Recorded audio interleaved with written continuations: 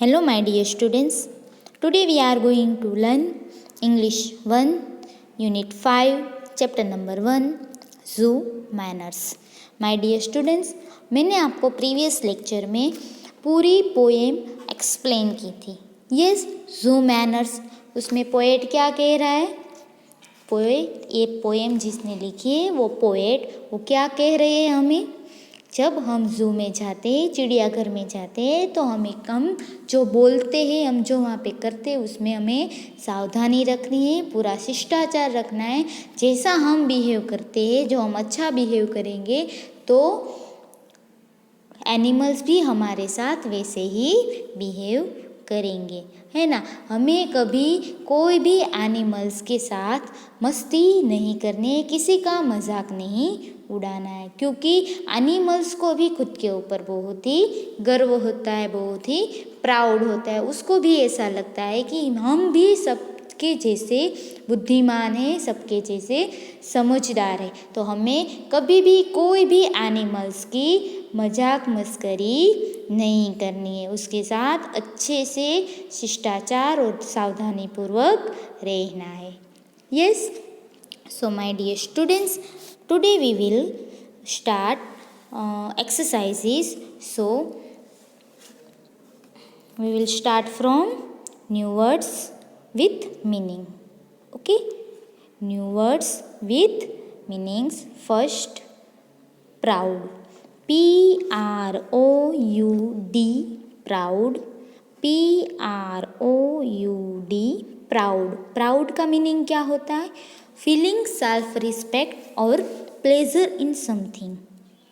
Feeling self respect means, proud means क्या? खुद की रिस्पेक्ट, खुद की रिस्पेक्ट होती है, वैसा फील होता है कि नहीं? आपको पूरे क्लास में आपका फर्स्ट रैंक आता है, तो आपको कितना प्राउड होता है? आप खुद को इतना गर्व महसूस करते हो कि मैं पूरे क्लास में सबसे होशियार हूँ, सबसे क्लेवर हूँ, कि पूरे क्लास में मेरा फर्स्ट रैंक आया. वैसा आपको प्राउड फील होता है. तो आपको खुद के ऊपर ऐसी रिस्पेक्ट आती है, और पूरा क्लास है, सारे टीचर्स है, वो भी आपकी रिस्पेक्ट करने लगते हैं, और आपको अच्छी अच्छी बातें बोलते हैं, और पूरे क्लास में आपको बहुत अच्छी अच्छी कमेंट मिलती है ना. तो आपको कितना प्राउड फील होता है ना खुद के ऊपर. तो फीलिंग सेल्फ रिस्पेक्ट मीन्स खुद की रिस्पेक्ट होती है, तो आपको बहुत ही प्राउड फील होता है, और आपको खुशी होती है, आप बहुत ही खुश हो जाते हो ना. यस, तो प्राउड का मीनिंग क्या होता है? फीलिंग सेल्फ रिस्पेक्ट और प्लेजर. प्लेजर यानी खुशी होना, आनंद महसूस करना इन समथिंग. ओके, नेक्स्ट है सेकंड नंबर, noble. Noble means someone with a very good character. कोई भी पर्सन है, वो उसका कोई एक अच्छा कैरेक्टर होना, प्रतिभावी कैरेक्टर होना. कोई नाटक है, या तो कोई ऐसी स्टोरी है, या तो कोई ऐसा ड्रामा है, उसमें कोई एक ऐसा पर्सन है जो एक कैरेक्टर प्ले करता है, तो वो एक गुड कैरेक्टर होता है, उसको बोलेंगे noble. Is it clear? Next है थर्ड नंबर, वाइज. वाइज का मीनिंग क्या होता है? Someone who has a good experience and knowledge. Wise means कोई ऐसा पर्सन है, उसके पास बहुत सारा एक्सपीरियंस है, बहुत अच्छा एक्सपीरियंस होता है, बहुत अच्छा अनुभव होता है, और उसके पास बहुत सारा ज्ञान होता है, नॉलेज होता है. कोई ऐसा पर्सन है, कोई ऐसी व्यक्ति है कि जो उसके पास बहुत ही एक्सपीरियंस है, बहुत सारे अनुभव होते हैं, बहुत उसके पास नॉलेज होता है, ज्ञान होता है. तो आपको कुछ पता भी नहीं होता है, तो आप उसके पास जाओ, जो आपको सब कुछ सिखाते, वैसे पर्सन को हम बोलेंगे वाइज. Is it clear? फिर है पैंग्विन. PENGUINS, पैंग्विन्स. पैंग्विन्स वो एक बर्ड है, सी बर्ड. सी बर्ड यानी दरियाई पक्षी, समुद्र में जो रहता है वैसा बर्ड. उसका मीनिंग है, पेंगुइन का meaning, a large sea bird with wings for swimming under water.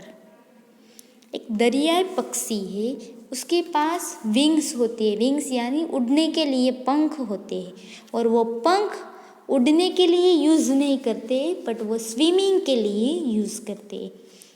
Penguin है, उसके पास विंग्स तो है बट वो विंग्स उड़ने के लिए यूज़ नहीं करते बट वो विंग्स से वो क्या करता है, तैरता है under water, for swimming under water. A large sea bird with wings for swimming under water.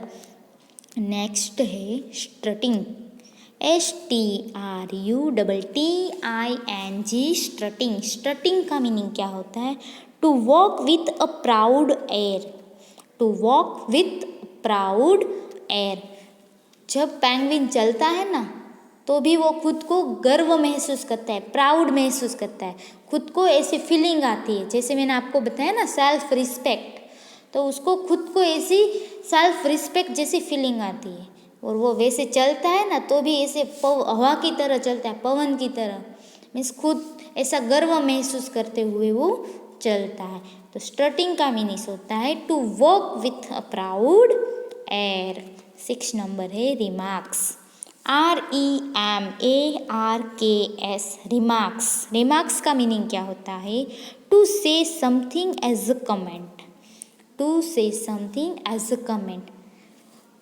Now suppose आप ड्राइंग कंपटीशन में आपने पार्ट लिया है, आपने ड्राइंग कंपटीशन में पार्ट लिया है, आपका ड्राइंग है वो सबसे अच्छा बना है, जितने भी स्टूडेंट्स है ड्राइंग कंपटीशन के अंदर, उस कंपटीशन में सबसे बेस्ट ड्राइंग है वो आपका है, और इसीलिए सबका बेस्ट ड्राइंग है, इसीलिए आपको फर्स्ट रैंक दिया गया है। तो आपको बहुत सारी कमेंट्स मिलेगी, है ना, बहुत सारे टीचर्स, स्टूडेंट्स, वो सब आपकी पेंटिंग मीन्स आपने जो ड्राइंग किया है वो ड्राइंग सब देखने आएंगे, फिर आपको बोलेंगे very good, keep it up, बहुत अच्छा ड्राइंग बनाया है, ऐसे सब आपको कमेंट देते हैं। तो आपको कितना अच्छा लगता है ना। तो जो कमेंट आपको मिलती है कि आपने बहुत अच्छा ड्राइंग बनाया है, very good, keep it up, ऐसी जो जो कमेंट्स मिलती है वो कमेंट्स को हम बोलेंगे remarks. Is it clear? Okay, now answer the following questions, answer the following questions. First, what do you see at the zoo, what do you see at the zoo. आप जू में जाते हो मीन्स आप चिड़ियाघर जाते हो, तो वहाँ पे आप क्या देखते हो, चिड़ियाघर में क्या देखने को मिलता है? Answer, we see animals at the zoo, we see animals at the zoo. चिड़ियाघर में क्या होता है? एनिमल्स होते हैं। जब हम चिड़ियाघर जाते हैं तो चिड़ियाघर में बहुत सारे अलग अलग एनिमल्स दिखने को मिलते हैं। Next, second number, what does the camel have on its back, what does the camel have on its back. Answer, क्या क्वेश्चन क्या है? What does the camel have on its back? Camel के back, back यानी पीठ, पीठ के ऊपर क्या है? कैमल की पीठ है वो कैसी है? थोड़ी ऊंची उभरी हुई है ना, सबने देखा है ना, कैमल की पीठ कैसी है? थोड़ी ऊंची है, उभरी हुई है ना। हाँ, तो कैमल के बैक, बैक यानी पीठ, पीठ के ऊपर क्या है? यस, क्या है कैमल के पीठ के ऊपर? तो आंसर आएगा, the camel has a hump on its back. क्या है? हम्प, हम्प यानी थोड़ा ऊंचा ऐसा बॉडी पार्ट है, कैमल का ऐसा बॉडी पार्ट है ऊंचा, उसको बोलेंगे हम्प। आंसर आएगा, the camel has a hump on its back. Second number, third number sorry, have you been to a zoo, have you been to a zoo. क्या आप जू में गए हो? क्या आप चिड़ियाघर गए हो? Answer, yes, I have been to a zoo. हम भी चिड़ियाघर गए, मीन्स मैं भी चिड़ियाघर गया हूँ, I have been to a zoo. Next, name the animals which you have seen in a zoo. आपको यहाँ पे एनिमल्स के नेम लिखने हैं, जो एनिमल्स आपने चिड़ियाघर पे देखे हुए हैं। आप चिड़ियाघर गए हो और वहाँ पे आपने जो जो एनिमल्स देखे उस एनिमल्स के नेम आपको यहाँ पे लिखने हैं। बट उसके पहले आपको क्या करना है, say the names in your own language and then English. आपने जो जो एनिमल्स चिड़ियाघर पे देखे हैं वो एनिमल्स के नेम आपको पहले आपकी लैंग्वेज में बोलना है, फिर आपको इंग्लिश में बोलना है, ठीक है। तो यहाँ पे मैंने आंसर में लिखा है, I have been seen lions, tigers, leopard, bears, monkey, python etcetera in the zoo. मैं जब जू में गई थी तो वहाँ पे लायंस देखे, टाइगर देखे, लेपर्ड देखे, बियर देखे, मंकी देखे, पैथन देखे, वैसे बहुत सारे एनिमल्स देखे। और बहुत सारे होते भी है जो मैं इसमें तो नहीं लिखा है, बट क्रोकोडाइल्स, यस, वैसे बहुत सारे एनिमल्स है जो जू यानी कि चिड़ियाघर में होते हैं। नेक्स्ट है answer, name the animals you like the most, why. Name the animal you like the most, why. आपको जो एनिमल बहुत पसंद है उसका नाम लिखना है और वो क्यों पसंद है वो भी लिखना है।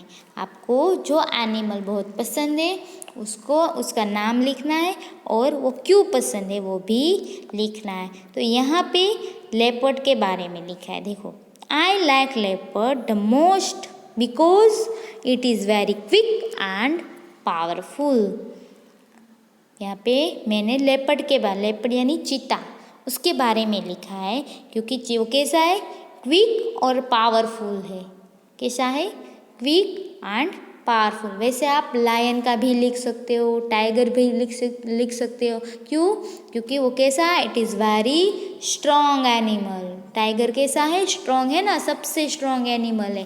फिर लायन भी है, यस, और टाइगर तो हमारा नेशनल एनिमल भी है, तो हम उसका भी नाम लिख सकते। तो आपको जो एनिमल बहुत अच्छा लगता है उसका नाम लिखना है और वो क्यों अच्छा लगता है वो भी लिखना है। Next, did you feed any animals at the zoo, should we tease animals. Did you feed any animals at the zoo, feed यानी खिलाना।